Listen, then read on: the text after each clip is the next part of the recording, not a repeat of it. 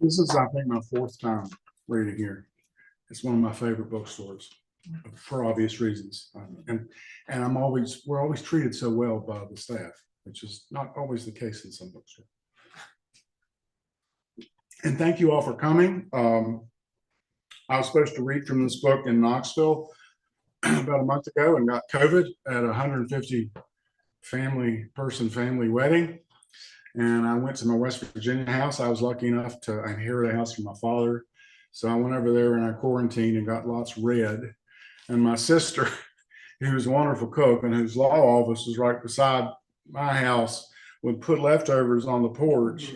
And I felt like Grendel, or Gollum was what occurred to me, kind of creeping out and snatching up the leftovers and taking them inside. I ate very well, I will say. And again, I got a lot of reading done. And then I get back to Virginia Tech and I catch what my students have called the hokey plague, which was a mild cold. And today is really the first day that the symptoms are just all completely gone. So I assure you that I'm negative for both colds and COVID since I have just recently enjoyed them. This book came out in 2005 from Ohio University Press.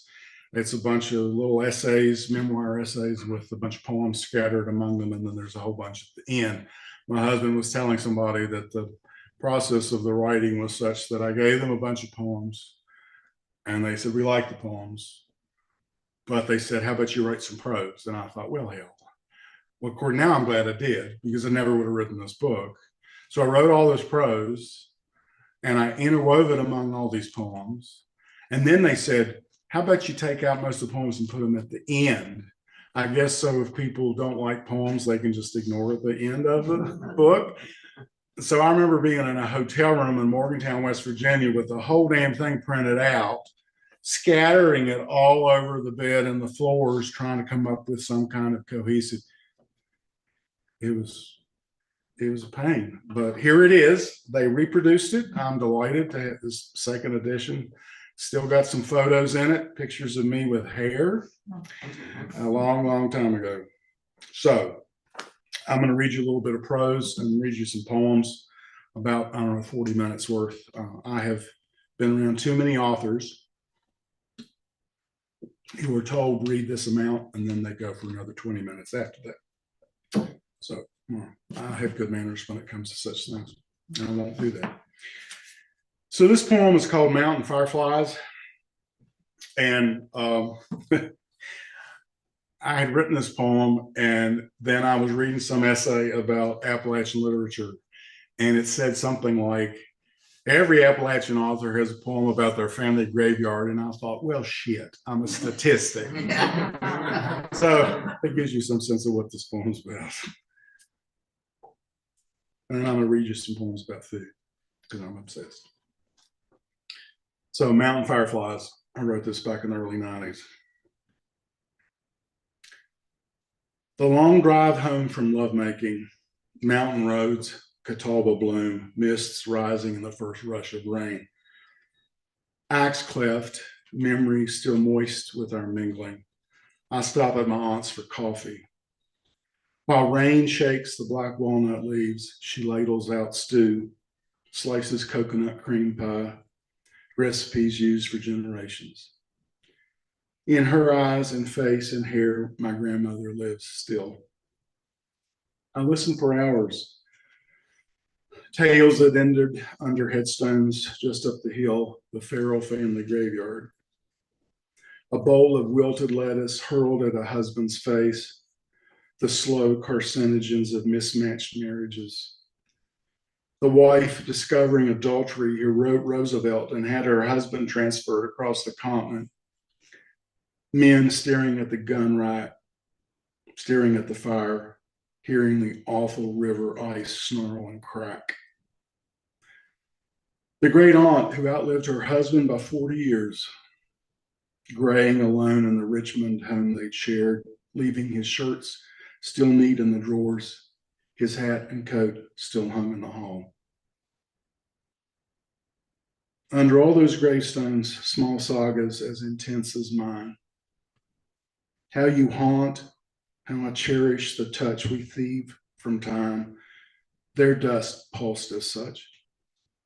How the heart splits in half, dull buried bulb with its own serendipitous seasons, rising slow and aching into petal and scent. All is axe cleft with love as I leave after the storm subsides, looking once towards the hilltop, where I will cease the heart long and hunger, the rush and clang and spin. All about me, ancestors and pastures, my ancestors worked. Mountains and pastures, my ancestors worked. Distant tree frogs chirping, darker peaks of barn against mudded sky. And fireflies everywhere, constellations to match the sparks above, as if I strode the Milky Way, pulsing with the gravitationals of stars. Fireflies rising from the wet grass, spiraling around the chestnut trees. Galaxies drifting up from graves, dispersed consanguine fires, these fragile linkages of light.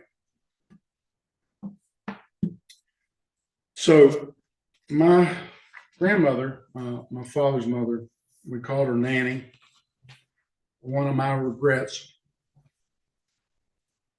is that she did not live long enough to meet my husband. My mother did, just barely. And so I'm going to read you sections of a little essay about my grandmother called Love Made Solid.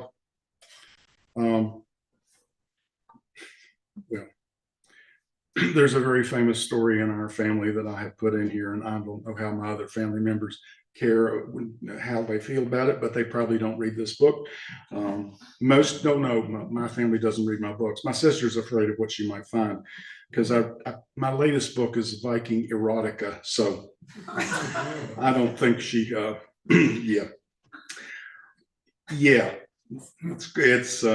It's called The Sagas of Mann, M-A-N-N. I've read a lot of Icelandic sagas, and I decided it was time some male Vikings got it on, and that's what's going on. But that's not what this reading's about.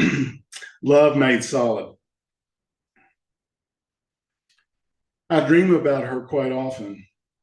In the dreams, she appears looking as she always did, and I'm always mildly surprised. I thought you were dead, I say. And she shakes her head and cuts me a piece of pecan pie. Nanny, as I called her, my father's mother, was the great transmitter of family tales. Family history, as she perceived it, was family history as I received it. These stories I tell to this day. There's a very particular way this story has to be told, and you're about to hear it. Her Aunt Nora, who is married well in the big city, returns to the Farrell farm loaded with bags of presents her myriad nephews and nieces receive with delight. Finally, she turns to her sister Arminta, Nanny's mother. Minty, she pipes, would you like to see my pussy? Sister Nora, Arminta gasps in Victorian shock. From beneath her apron, Nora whips out a black and white checked milk pitcher. The handle is shaped like a cat. My cousin still has that picture. My cousin Jimmy has gotten his high school sweetheart, Lisa, pregnant. Lisa's parents do not insist on a shotgun wedding, which is what Lisa was angling for, according to Nanny. Instead, they hide her away in a home for unwed mothers. Illegitimacy is a terrible stigma still, so Nanny hires a private detective to find Lisa before she gives birth to a bastard. A happy ending after much anxiety. Lisa is found, she and Jimmy are married, and my sweet cousin Sarah is born without stain. This is a cautionary tale told to me when I hit puberty. Now, son, I don't want to go through that again, Nanny warns, using this tale as a pretext for explaining the birds and the bees. I promise her I will be more careful. I will be more judicious than cousin Jimmy in the use of my Jew whacker, as she calls the penis. I'm assuming that's a reference to circumcision. I like to tell my students that my grandmother succeeded beyond her wildest dreams.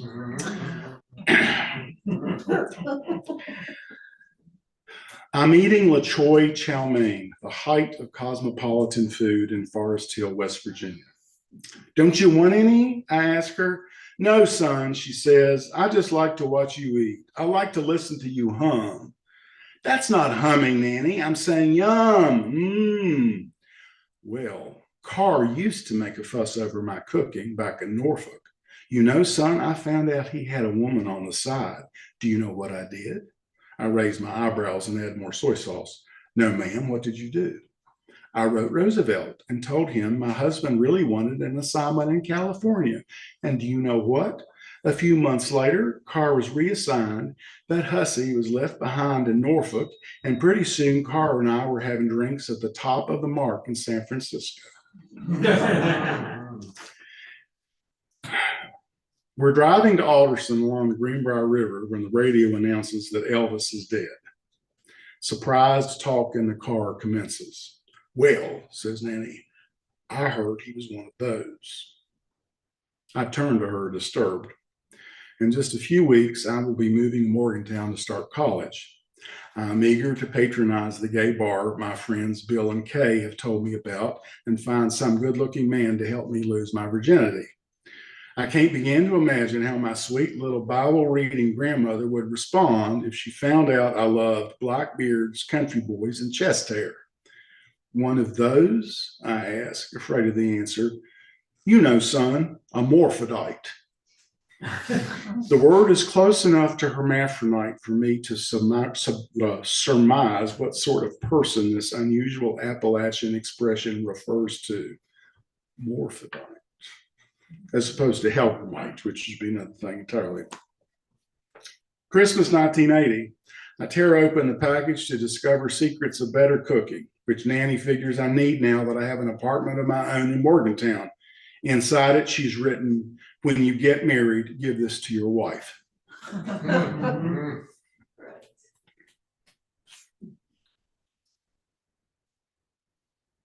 two more little pieces about her. Today, my grandmother is teaching me how to make biscuits and pie crust. I want to be able to recreate my family's home cooking for gay and lesbian friends in Morgantown, but I also realize that heritage is invaluable and can be lost if it's not carefully passed on. So over this bleak Thanksgiving break in the mid-1980s, Nanny pulls out the rolling pin and a slew of ingredients. I pull out a pen and blank recipe cards, and we begin. I come from a family of good country cooks, but at this age, my mid-20s, I am still ignorant of the most basic kitchen techniques. I can bench press a decent amount of weight in the gym, identify a sourwood tree by its bark, and tell you a lot about W.B. Yeats, but I'm not sure how to fry up an egg. After several minutes of watching her bearded, bulky grandson timorously paddle pecan pie filling with a whisk, my tiny grandmother, exasperated, snatches the bowl from me and whips the mixture into a mad froth, saying, "Here, son, harder, like this. You have to beat it harder." By afternoon's end, I've done it. None of it is as good as hers, but still a tastily passable set of buttermilk biscuits, a pecan pie, and a pumpkin pie. The folklorists would call the events of this afternoon oral transmission. I'm not yet ready to call myself an Appalachian. I'm not yet willing to give up my grand dreams of a romantic, exciting life in the big city, where I hope many fascinating men await me, men sure to find me just as fascinating. But I do know it is important to be able to do for yourself, to be dependent on as few folks as possible. Mountain gourmand, spoiled by years of down-home cooking, I detest fast food. I'm determined to recreate, wherever I may wander, something more substantial than a poem. Biscuits, sausage gravy, pecan pie, something that tastes like home. Last little section about her. We're driving through Bell Point, the last year of Nanny's life, sitting in the back seat together, when a song of Cher's is featured on the radio. You know, I admire that woman, Nanny says abruptly. I am surprised. Cher is such an openly sexual creature, and my grandmother is so buttoned up and proper. I saw her on the TV the other day, and someone was asking her how she had the guts to wear outfits that let people see her belly button, and she said she'd wear what she damn well pleased and she didn't care what other people thought. You know, son, that's the way you ought to live. Just live your life the way you want to and don't worry about what other people think. This was damn good advice. It took me a while, but I'm there. Yeah. Okay, let's see. Let me get a little sip of water here. People tell, I'm trying to, there's two up here and I want to just use one. So other, you can save the other one for some other. The next author.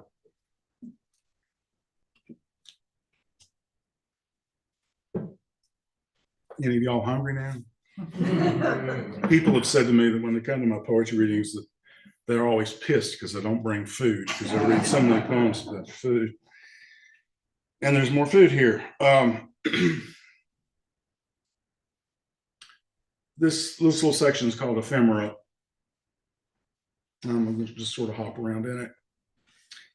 January 2004, Huntington, West Virginia. John and I are gleefully feasting on a Swedish smorgasbord at a benefit for a rape crisis center.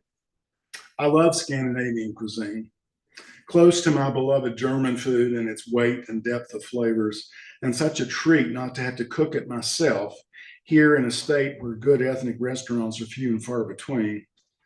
Now, I'm almost through my second precariously heaped plate of meatballs, pickled herring, potato salad, deviled eggs, and creamed cabbage, when my hostess introduces me to Justin, a young man from Boone County.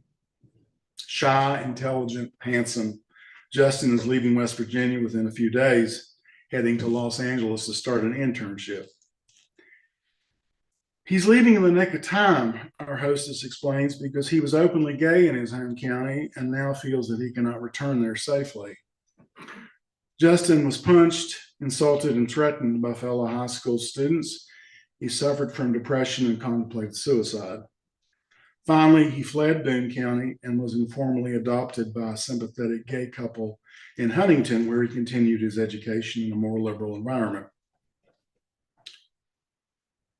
As I sit there sipping my glog and gorging on rice pudding, I try to imagine being openly gay in my home county of Summers, now or back in the 1970s, during my high school years. I think about all the omissions I managed, the lies I told, the many ways I shielded my true self from sight, and I shake my head. All my big butch passions for swords and Scottish dirks and leather jackets, the courage I've cultivated for 25 years. And this kid, a head shorter than me, this kid's bravery puts me to shame. When at evening's end, I hug him goodbye. Gay men do a lot more hugging than straight guys. I'm hugging some gutsier version of the boy I was at his age, the kid hot to get out of West Virginia and make a home somewhere less hostile. Will he miss brown beans and cornbread, the local dialect? Will he miss the blooming red bud and sarvisberry in the spring, as I did? I hope not. Hope he loves Los Angeles. I hope he meets a slew of available men, finds a wide-ranging circle of friends, and I hope he stays. And I'm going to skip a few sections. I'm addicted to women warriors. Perhaps it's because I was nurtured when I came out by a coterie of lesbians. I howl with delight when movie heroines kick assorted piggish asses. One of the things I like about neo-paganism and its eclectic mythologies of God and goddess is how many different ways of being a man and being a woman those myths depict. Dionysus, the gentle god of wine, Athena, always my favorite, the implacable goddess of war. Ideal, I think, is a combination of the fierce and the tender, which is what I've always aspired to. It's an amalgam I found more in women than in men who were not brought up to deal with tenderness gracefully. Certainly, had my butch buddy Bill appeared on the street that night I got my face punched, she would have tried to feed Shorty Bennett his own testicles, and with her karate background, she may well have succeeded. I do know that I would have been outnumbered and left bloodied that night in the early 1980s outside Morgantown's double-decker. A gaggle of 4 roughnecks was hovering outside the gay bar when I approached the door with several lesbian friends. You don't want to go in there, the largest growled, apparently unable to recognize queers when he saw them. It's a gay bar. We know. I growled back, looking him in the eyes, clenching my fists, straightening my shoulders, and pushing out my gem-inflated chest. I had as many friends as he had. I was tired of scuttling in the shadows. Every shouted or mumbled insult, every queer or fag I had endured in high school came back to me. I was tired of being meek, and besides, I had backup. He took a few steps back. I took a few steps back. We circled each other, snarling threats and scorn, behavior of 2 men who were too proud to back down, but who really don't want to fight, 2 men who want to save both their reputations and their noses. Finally, after enough display to salvage our egos, he and his buddy dispersed with gestures of contempt, and my crew of saphists and I entered the bar. A few weeks later, drinking beers with the same group of women, I curiously quizzed them. Would they have backed me up if a fight had broken out? Hell no, they all said. We'd have run. All of them except Cindy. I'd have fought, she said quietly. The woman who was constantly harassed by classmates her senior year in Bobtown, Pennsylvania. That year she was dating the female basketball star on the sly. The woman who was threatened by her lover's psychotic mother. The woman given no end of grief by her well-meaning but fundamentalist family. Oh yes, she'd have fought. I can't imagine a better comrade in arms. Cindy and I have been friends since the fall of 1979. End of this little section. Justin, I'm too much of a country boy to believe that Los Angeles is safe. Be careful. Stick to the gay neighborhoods after dark. Remember how fragile we are. Eat lots of Mexican cuisine for me and good California seafood. Check out the bars and the beaches and drop us an email, including the most outrageous details. If you ever get back to these mountains, let me know and John and I will have you up for dinner. Name the cuisine and cocktails of your choice. If you come home missing West Virginia food, you don't have to go back to Boone County to get it. Fuck Boone County, or at least those in Boone County who were cruel to you. Come here and we'll feed you brown beans and cornbread, chow chow, wilted lettuce, new peas and potatoes, ramps and creasy greens, biscuits and gravy. You name it. All you have to do in return is tell us about the sexiest leather guys in LA and the most garish drag queens. We're starved for misfit color in these here provinces. I'll read you a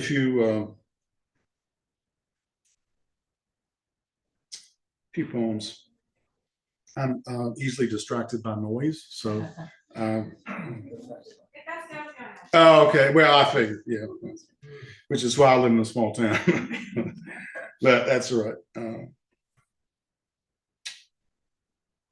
Yeah, I'll just read you a few poems and we'll finish up. The problem with this edition is that the photographs didn't come out quite as well as the first edition, which means if you're bald, your head kind of disappears into the sky. Yeah, I'm sort of diffusing into the ether there. Yeah, okay. Oh, well. I'm very grateful that they put this out again, I must say. So there's the New River, second oldest river in the world. Most of you know about this. It comes through my hometown, and near where the New River and the Bluestone River come together, and right after that, then the Greenbrier River comes in. They built a flood control dam in the 1940s called Bluestone Dam, and there's a section down by the water where young people used to go to drink and engage in what I jokingly call heavy petting, which is, I think, a really kind of absurd phrase. And so this is a memory of those days hanging out in the water with the people and feeling certain desires that were most unwelcome considering where I was growing up. But oh well, I survived. And now I'm reading about it at age 64. Revenge. Or some sort of triumph. Bluestone Reservoir. Reuniti? Is that stuff still around? And Annie Green Springs. Ooh, my husband here, he's got real good taste in wine. I can't imagine. It must have been Reuniti, beginner's wine, that first summer out of college. Down by the Bluestone Reservoir, we got drunk fast, immersing ourselves in the jade of June, stripping to the waist, sprawling across car hoods. Manhood first was how long a gulp you took as the sun brewed musk in the rich black grass across our chests, our bellies, between our legs. In the sweet sweat of wine and folly, I agreed. My first motorcycle ride, a boy I hardly knew, whose name still submerged like abandoned farms in the reservoir's waters. He kicked and gripped. I slid on. We rode along the sandstone road cuts, dodging the after rain rock slide scatters. His belly was lean and wet and bare beneath my hands. He yelled into the wind, "Hold tight," and I was grateful for any excuse to clutch.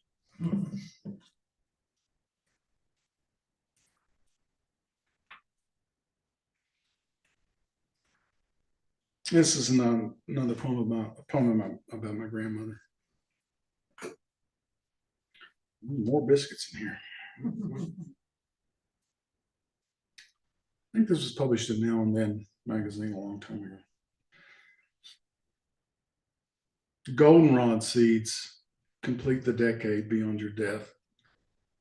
Stemmed flumes of river fog, pasture fog, those gray gauntlets lining December's mountain back roads, lining the family graveyard's link fence.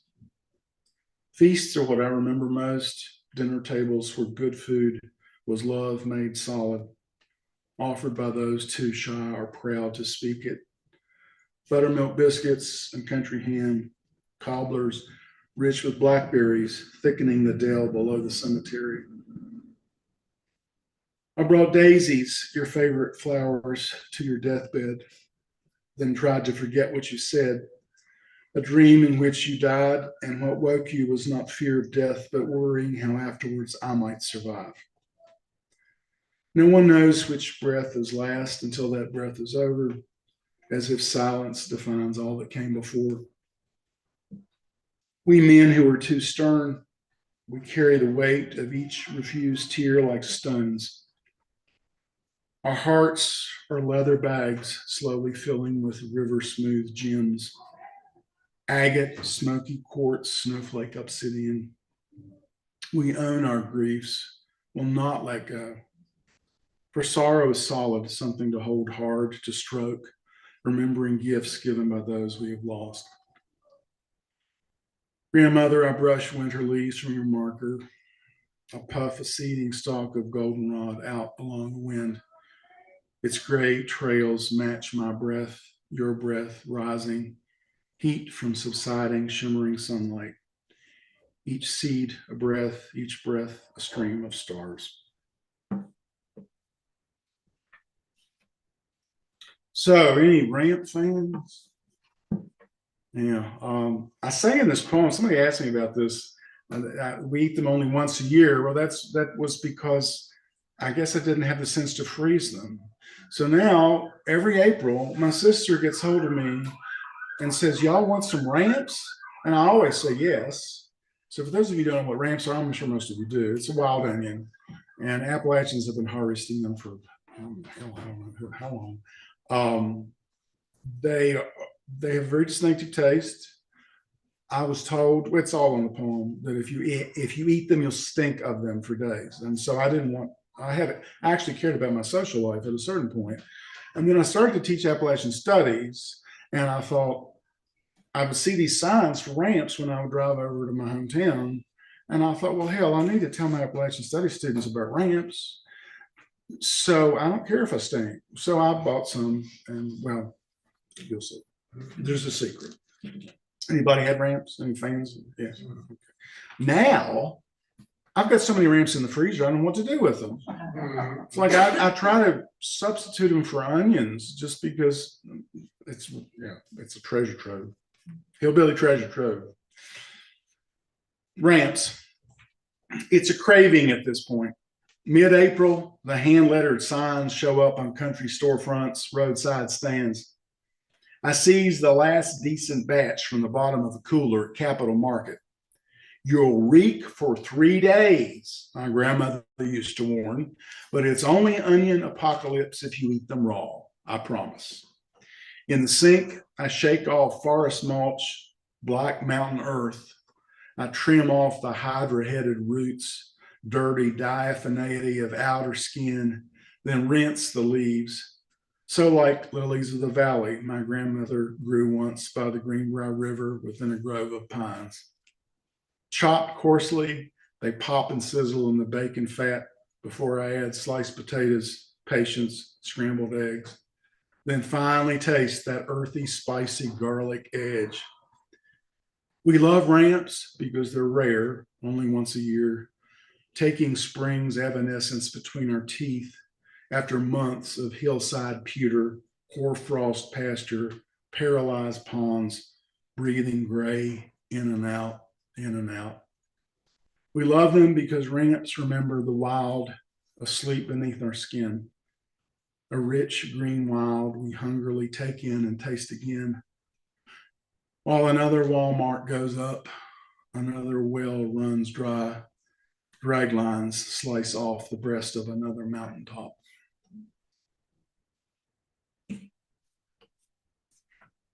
Oh, there's turnip greens, there's greasy greens, there's chow chow, there's dilly beans. Okay. I think just 2 or 3 more. So my husband, we got together in 1997. I never thought I would see in my lifetime a country in which we could get married. I'm still stunned. We got married summer solstice of December 2014. We had 2 marriages. One was in my hometown so that my father and sister could attend, and my publisher and his mother, and I wore my kilt, but we didn't know how the laws might change depending on the political winds of change. And so that was not an official wedding. We live in Virginia officially. So we had another wedding in Virginia to make sure we covered our asses just in case. So I have some poems for him.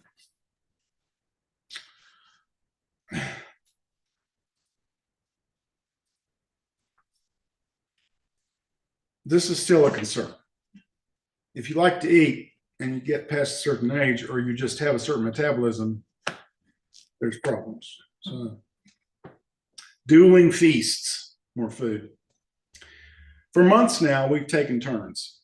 French onion soup with croutons and cheese, Belgian endives wrapped in ham, topped with Gruyere, eggs Benedict, chili rellenos, fried oysters, cream pies, martinis, Manhattan, champagne, then separating for solitary gym work on treadmill, Nordic track, grateful for baggy sweater weather, pinching fingerfuls of waist and whining.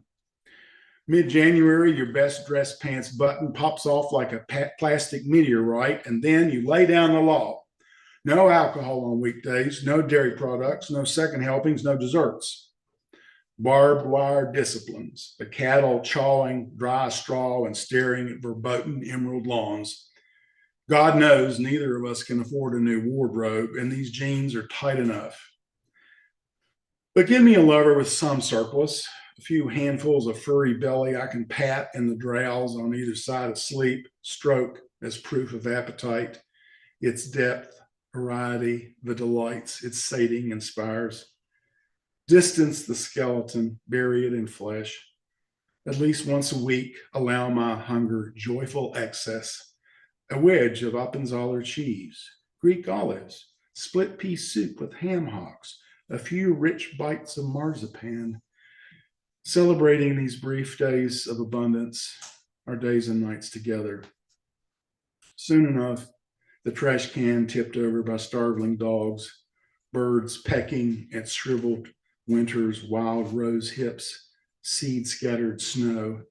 Soon enough, lichens food, names etched in stone. And I'll read you one more poem. They actually reproduced this picture pretty well. That was his family, big family reunion in Daytona. Okay. This is called Homecoming. Anybody can food? You know, my father, he grew every vegetable you can think of except for celery. And by the end of the summer, he would have filled round tables, about 4 round tables, about so big. With my sister still does some of it. He grew up in the Depression. And I got a lot of it. I wash aluminum foil in glad bags, much to my husband's annoyance, I suspect, but it's just the way I am. So, Homecoming, last piece. Today, mid-November, my husband, my sister, and I were carrying box after box of ball jars to the basement, riches my father has grown and canned. Lime pickles, spaghetti sauce, green beans, tomatoes, strawberry jam. Hinton, West Virginia is much the same, but Appalachia, my teenage years, so wanted to escape. There's a storefront preacher shouting about perversity, a bookish boy with a split lip. There's a gang outside a Madden's Creek farmhouse shouting, "Come out here, you queers, we'll change you." Now I know, only 5 hours away, amidst DC traffic, crowded sidewalks, men are holding hands along 17th Street, buying gay novels and Lambda Rising, sipping scotch and flirting in the leather bars.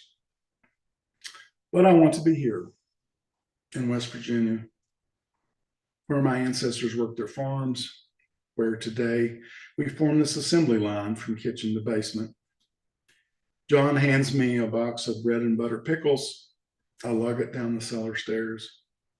There, among cobwebs, Amy's lining up the jars, greens and reds, with their masking tape dates, joining other summers packed away. I want to be here, where first ice collects along the creeks, where the mountain's fur turns pewter gray, and my father mulches quiescent gardens with fallen leaves. Early evenings, hard rain, hill coves filling with mist. After pinto beans, turnip greens, and cornbread, John's drowsing on the couch. I'm finger picking a little guitar by the fire. There on the coffee table, gifts Amy's left for us. A jar of spaghetti sauce, a jar of jam. There on the mantelpiece, my mother's urn. The boy who fled Hinton 25 years ago, he's here too. The boy who dreamed of packed disco bars, summers on Fire Island, fascinating city men. The boy who did not yet know what family meant. His hair is thick and black. His beard is sparse, still dark. He shakes his head, amazed that I've come back willingly, even for a weekend. An ember flares up. Fingernails of freezing rain tick the windows. The boy, bemused, studies the lines on my brow, shyly strokes the silver in my beard. Thank you.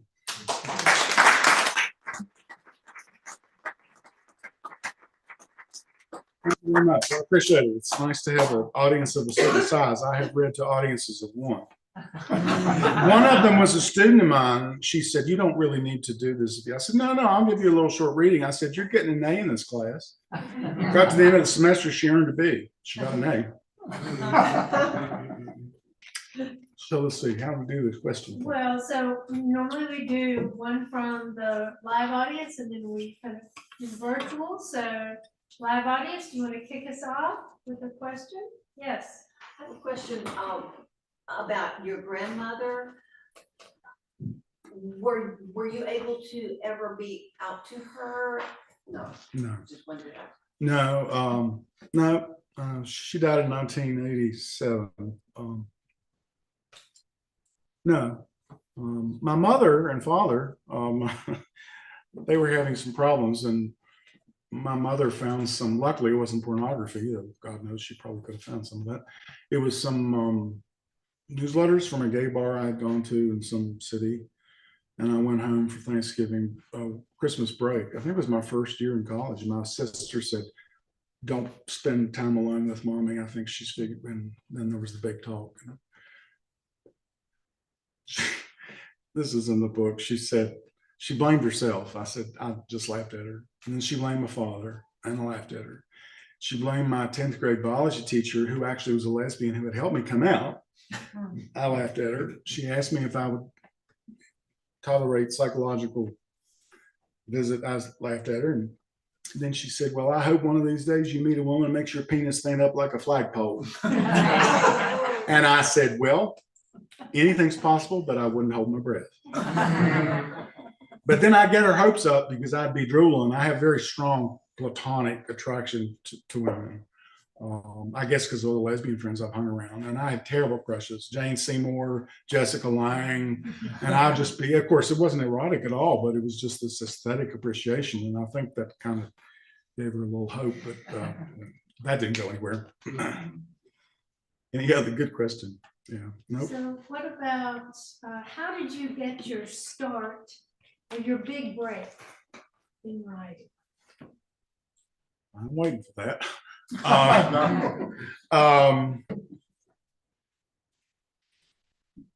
do what lots of writers do. I sent a bunch of poems to publications and got those published. And then entered some poetry chapbook contests. And so that the way that works is everybody pays an entrance fee, and then whoever wins gets the chapbook published. And no one buys poetry, but the publisher has this nice little collection of entrance fees, so they can cover their ass financially. So I won 3 of those. And then one of those folks agreed to publish my first 2 books of poems. And I told you the odd little story about how this came to be. And this really is the one that's got the most attention because it's a university press and it got me tenure. But then I met at Appalachia, it's called Saints and Sinners. It was LGBTQ literary festival in New Orleans I used to go to every year.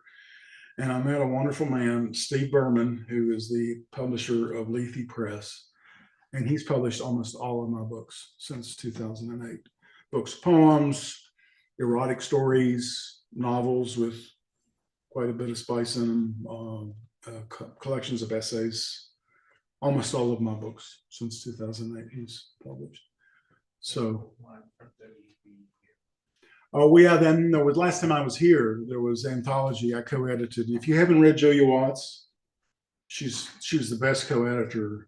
People tell me stories about co-editing and they never speak to one another again. I mean, I made a friend and I read almost all of her books, wonderful novels. She and I co-edited LGBT Fiction and Poetry from Appalachia. I read here from that, I think it was April 2019. That was WVU Press. That was the first of its kind. This was the first of its kind in that book. So yeah, I'm proud of, and thankful. Yeah, check her out. She just has a new novel out, came out in October. My God, what a nail biter. 2 women having an affair, married women in the 1950s. What could go wrong? Oh my God. Every time I finish her books, I email her and say, "You made me cry again." Whatever. Her name again? Julia Watts. She lives in Knoxville. She's in It'd Knoxville. be easy for her to come over here. Oh yeah, she and I were going to read together, but then I got COVID. So we'll maybe do that again in 2024. What else you got? Other You questions? got audience? Yeah. Let's get into the question. So can you talk a little bit about what stands out to you as having changed and also having remained the same between the first edition and second edition of this book? I deal with that in there's an afterword. Yeah. I think that the LGBT, however, I call it alphabet soup because it changes with regularity. It's not as unified as it used to be. I think that they grouped people with many different agendas in that alphabet soup. So I don't feel as much at home in that community anymore. I also don't feel as much at home in rural America because of the political situation. Trump and that whole, I mean, I have a friend, well, Cindy, who's published books, and I believe her because she knows about these things and I've done. She tells me Trump doesn't give a flying rat's ass about queers. He's more interested in hating women and people of color. Of course, people around him are a different matter. But I mean, I went out and got a gun. I'd never wanted, I'm sorry, I should be on this. I had never wanted to own a gun. I had no interest in it. Trump got elected and I went to this buddy of mine who's as country as I am, who's a gun nut. And I said, okay, Ken, tell me here. I feel less safe in rural America because of political divisions. And that's, as I say in the afterward, that's painful because rural America's made me the man that I am. That doesn't make me want to move to a city. If I were going to live in a city, this would be one of them. This is a wonderful place. So I don't know if that answers your question. Kind of all over the place. They asked me to write in afterward about the changes, and of course, there's also many positive changes. So many of my students, I asked them a few weeks ago, you know, a lot of y'all in here, either in your classroom comments or in the stories you're bringing it into workshop or in your journals are coming out as bisexual or gay or lesbian. And I mean, like a lot of you, is it because I'm a big old homo, or is it because, and they said that was a little bit of that, but that there's just a lot less, I don't know, that at least, but it's a university community. So I don't know what they're going to find when they go out into the world. But they're very open and comfortable. So that certainly has changed, along with the fact that we can get married, which again, I never thought would ever happen. So good question. Yeah. Anybody else? She said, yeah. I think I remember that when I first read your writing, it was almost all nature poetry. There's a lot. Yeah. And so I wonder, I wonder, has that gone? If so, where has it gone? And I see that spectrum between nature, country, and then your more expansive life. The reason for the nature is because, one, I had a father who brought me up to love two things: books and the outdoors. And we were outside all the time. His mutant power was to find firewood that was a very long ways from the road, meaning we would have to lug it. I spent a lot of time in the woods. He taught me a lot about trees. I went to WVU and I got a degree in English and one in interpretation, nature interpretation. That degree has just been cut because of everything that's happening at WVU, which disgusts me to no end. But at any rate, I took all these wonderful college classes, dendrology, aquatic seed plants, mammalogy, ornithology. So it's either food or plants. Yeah. And actually last summer 2020, I wrote a whole collection of poems based on botany that at some point I'm hoping Lethe Press will publish. I actually have 3 collections of poems that are kind of sitting there waiting their turn. One is about Norse runes, one is about botany, and one that's about half written is influenced by mythology, Norse and Greek mainly. I'm a big old pagan. A friend of mine used to say, Hinton, West Virginia is enough to turn you communist, atheist, and queer. I'm not a communist. I'm not an atheist, but I'm a heathen, and I'm definitely queer. So that's, Hinton did it to me. It's their fault. So I got all these, here's an Odin ring, and Thor's under here somewhere, and I got all these tattoos, yeah, to add to my peculiarities. Yeah. Other questions? These are good questions. So I got lots of nature poems waiting in the wings. Yes. Are you working more on poetry these days, or are you looking to do a novel, or what? Good question. Well, so the Viking book, which is a novella and 3 short stories. That's kind of a prequel to a trilogy of Viking novels that I have planned. I've written the first one. My publisher has had to cut back a good bit because he's pretty much a one-man show. And he used to have a job that allowed him lots of free time, and now he has a job that actually requires him to. So I'm hoping that I'll write that trilogy. But recently, the last few years, I've been focusing on poems. Yeah. Unfortunately, I told my students the other week, when I was younger, I mean, I could produce the way they have to for my creative writing classes. I said to them, it's amazing to me that you can write this really good material because I'm so scattered. I only teach 2 classes, but I can only get work done during winter break and summer. I just can't sum enough creative focus. I don't know whether it's age or, but I continue to produce. Yeah. Slowly.